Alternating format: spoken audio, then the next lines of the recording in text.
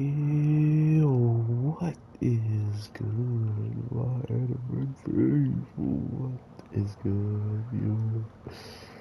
So, I finally got me the DLC, and we get to see exactly what Emma and his other sword can do, man.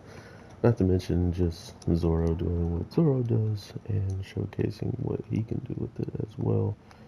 Was a pretty hype episode nonetheless. I'm actually pretty surprised with what we're getting uh in the pasting wise. Like I feel like the rate is pretty close, crazy enough. So we're about to see something pretty nutty and I honestly can't freaking wait. So I want to hear what you guys are thinking about One Piece and what do you think is gonna be happening because I haven't really seen a show like this one go into such detail as of um, setting so many different things up, right? Like, not only did they set up uh, Zoro to be in a position where he needs to be coming from, this place of swords and whatnot, and finding out that most of his weapons or like most of the weapons he's actually used are all crafted by the same people, which it's almost as if it's literal fate for him to run into these weapons and actually get them for himself instead of the other way around, because how is it possible that this one person who now wields Enma has been wielding that of legendary quality, legendary wielded swords, right? Like that's pretty hype and ridiculous all at the same time, and I love that Zoro is getting this recognition throughout the series because, to be fair, we spent a lot of time on Sanji in the Whole Cake Island stuff, so this is not in the least surprising to say because they're usually pretty nice with a lot of their characters, especially ones like Sanji and Zoro, and it's almost like you forget who they're supposed to be building up in the eyes of people who watch a show and usually expect to see that of the main character getting all of the upgrades, all of the different things, which is not far-fetched from what's still going on. Like our main character is getting the most uh he's getting one of the most biggest upgrades he's gotten since just basic hockey. In my opinion, this new technique or this new way of exerting your hockey is really summing up to be uh, the game changer of hockey. This new way of saying that not only is there, this level that you have, but you may be able to reach that of more in depth, deeper levels.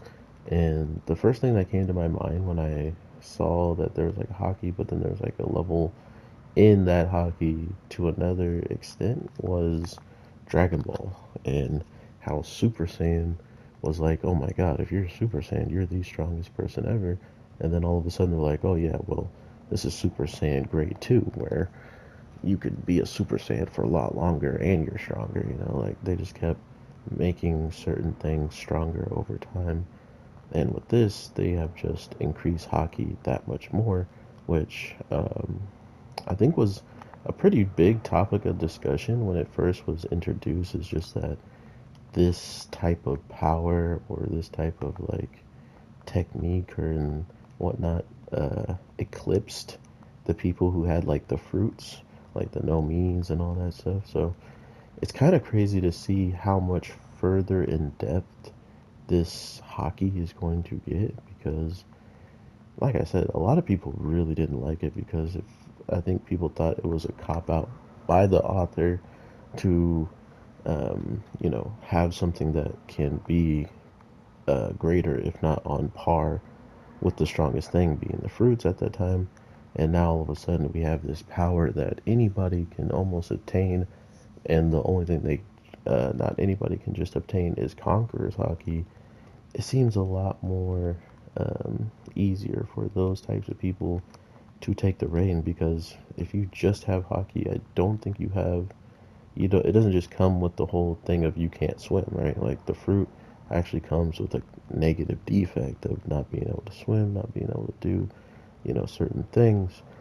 But on the flip side, if you just are someone with hockey and you get armament and you get exurb and all this stuff, you might be able to finesse quite literally most of the series of people. So it's crazy where everything is headed, and I think that's another reason why when someone on Twitter was talking about Luffy and just, you know, moments that they thought were amazing by him, I just started thinking of how many moments he has and how cool it's going to be to see someone's video of like the transformation of that is Luffy, right? Like from start to finish, how did he look, start, you know, fight?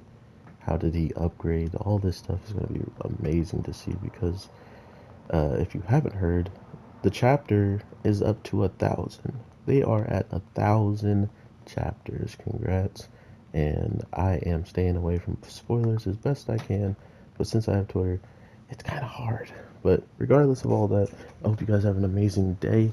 Oden is a dope character. He's definitely worth a purchase if you have gotten this game and you wanted to know. This is by far feels like one of the best characters they added just simply through fighting on the ground, and his specials are pretty decent. He has Conqueror's Hockey as his other special, which can kind of trash, but outside of that, everything else is pretty cool. So, with all that being said, everybody, let me know how you're feeling about One Piece, and I'll talk to you in the next one. Peace.